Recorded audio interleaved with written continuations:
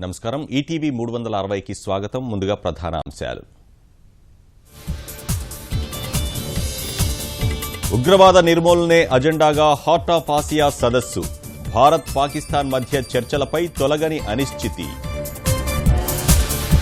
Petrol బంకుల్లోనూ ఈ వ్యాలెట్ల సౌకర్యం. దేశవ్యాప్తంగా తొలి దశలో 53,000 చోట్ల అమలు.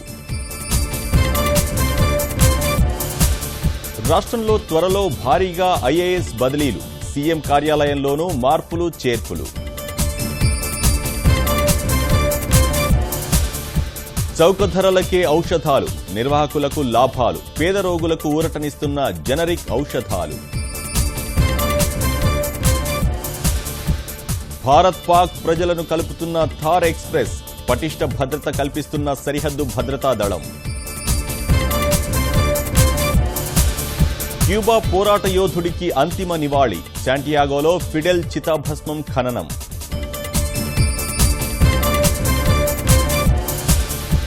అమెరికాలోని ఓ విందులో అగ్ని ప్రమాదం. 40 మంది వరకు దుర్మరణం.